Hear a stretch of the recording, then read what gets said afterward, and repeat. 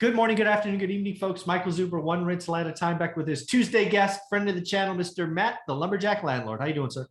I'm doing awesome, Mike. And this one's a really important topic because I think a lot of people misunderstand it. Yeah, a lot of people, they might get a little testy with this particular one, which is okay. I want to be very clear. You and I, at this point, given what we have told people we have done the last year, you and I want higher rates. Is that fair to say? It's 1000% fair to say. Yeah, you and I would probably not be opposed if the 30-year mortgage, let's just say, got to 5%. Would that freak you out? Nope, I would be giddy. Yeah, I would be giddy as well. Now let's talk about why that is, because a lot of people looking at this channel are going, why would you be excited by that? Is it real estate going to fall 10% because rates are up 1 point? Because that's everybody tells me that. Isn't that what's going to happen? No, it's not. What it will do is anytime there's a shock like that to the market, you're going to see the number of transactions slow. Exactly. That's what will happen. You'll see a slowdown in transactions. What won't happen, certainly not right away, will be a price decline. Exactly. Because it's a market. Markets are inefficient. Markets take time to work the inefficiency out. This is one of the reasons that you can become elite in real estate, where it's much more difficult to become elite in other ways, because this market is largely very inefficient. Yeah. It's not just the combination of a seller and a buyer. It's the seller, it's the buyer, it's their bank, it's the appraiser, and it's the inspection person that all are basically weighing in on any transaction, saying that this is a transaction to do. Yeah. At any point, any one of those people can stop it.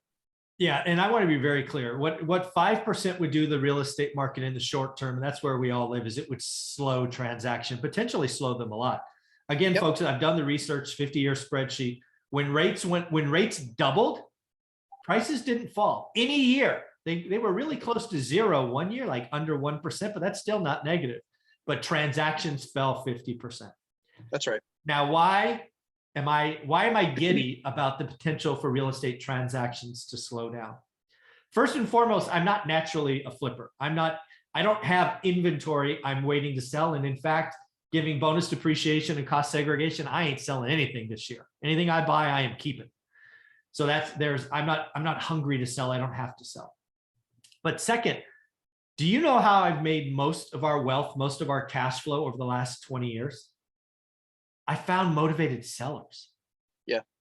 What has been impossible, darn near impossible to find the last 2 years? Yeah. A motivated seller. Why? They didn't have to do anything, right? They just stuck a sign in the ground and they had 17 people come through, all offers cash, over asking. You can't discover a motivated seller.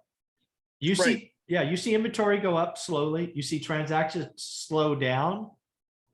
I am going to enjoy it. I'm going to take my time. I'm going to find as many motivated sellers as I can.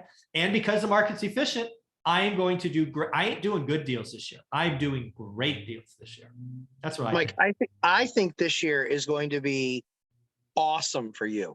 I think it is going to be literally off the hook awesome. I think that you are going to do more deals this 1 year than you probably ever have done before. Oh, that'd be good.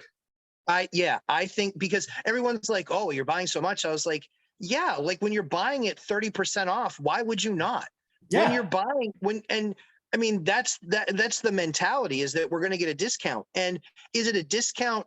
Is the whole entire discount from price? No. It's a combination of, it's a discount in price, but also rate not having adjusted yet, which makes the payment. I was looking at, I just paid $500,000 for a duplex that 5 years ago, I would have paid probably $325 for. I paid $500 for it. And I was looking at the numbers. My payment is less now than it was then. I hope people hear that. And that's what it's about. It's about payment. And so here's the thing. But what is more than it was 5 years ago, Michael? What's more than it was 5 years ago? Let me think about that. Would that be rent? Let me think. Rents are way higher than they were 5 years ago. So not only am I paying less on the payment side, I'm making way more money on the rent side. And the other thing too, I think it's really interesting as well. And this is, I think, something that, people think that, maybe we're hooked up and we only get off market deals and those are the only kind of deals that exist. I just found on Saturday, I found a deal on MLS and I was under contract by 9 p.m. that night on MLS. Yeah. I hope people that are in my course doing the work all the time realize what's in front of them. As the next 6 weeks are going to be tough because again, the owner occupants are jumping off the sidelines into no inventory. They're going to do stupid things because they don't want they have payment shock. Yeah. So owner occs are going to mess it up in Q1. But when that caffeine high, sugar rush, whatever you want to call it, is over, the market is going to slow down. We are going to find inventory. And if you just do the work and you should be writing offers that are good or great deals.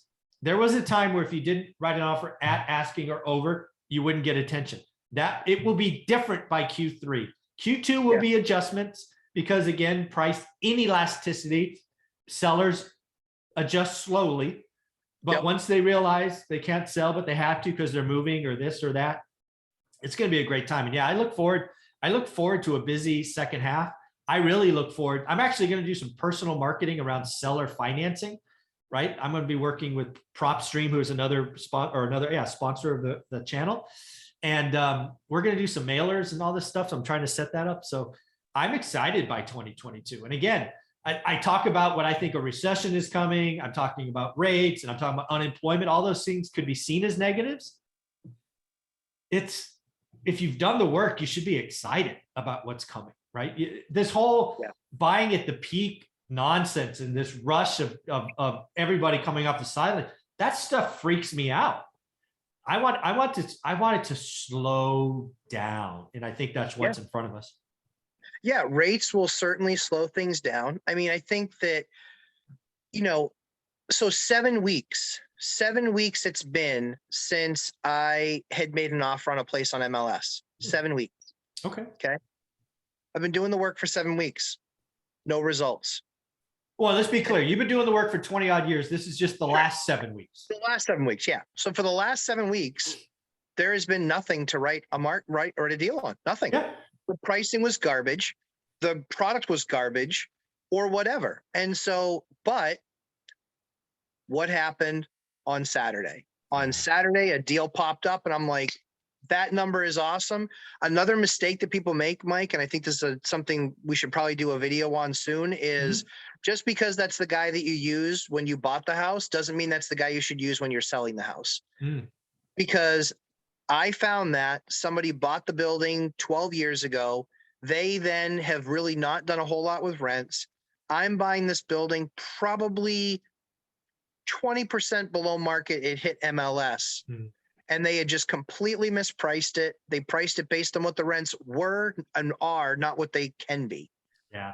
So, yeah, folks, if you're not doing the work and understanding the rents have changed dramatically in the last 18 months, let alone the last 5 years, it's crazy. And again, I love the fact that you bought a building today or will shortly, or the last duplex for 500. You would have spent 325. Yep. Given where interest rates were, your payment would have been higher 2 years ago than today. I think that's amazing. Oh, by the way, rents are up 40%. So your NOI, to use a fancy term, net operating income, is higher, more cash flow. It's an amazing story. So lots of stuff going on. Again, I want higher rates. Let's be very clear. I want the market to slow down. Yeah. A market where you have to make a decision in 7 seconds, even for me, not fun.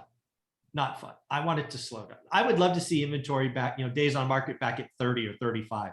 This 9 stuff is for the birds. So it is. I'm excited. I'm so excited about 2022 because again, it should just freaking slow down. So. Well, I think the other thing too is, when you look at it as well, this is why we talk so much about A, daily discipline, B, learning this as a skill, because what a slower market does is it allows more people to play. Yeah. While that's good for the market, that sucks for you and me because, I know when I see that property, I've already called my number. I know what my number is.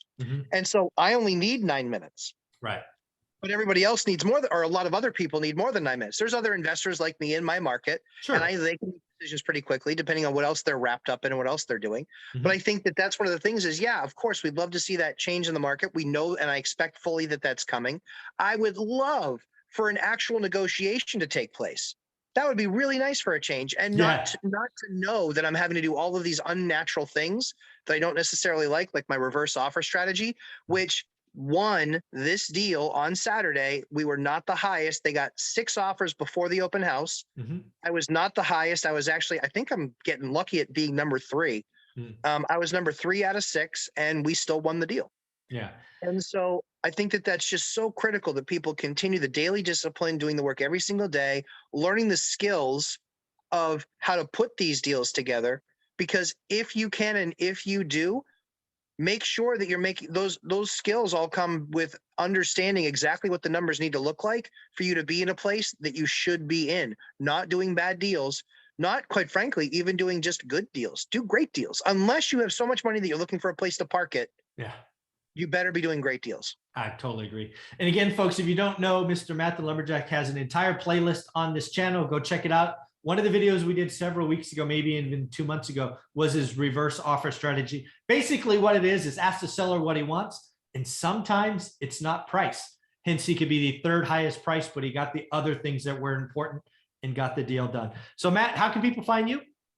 At Lumberjack Landlord on Instagram and Lumberjack Landlord on YouTube, 11:30 a.m. Eastern time on Sundays and 8 p.m. Thursday nights with Mrs. Lumberjack, where we take on couples. Very cool. Can you show us the snow one more time? I just want to live vicariously. Yeah.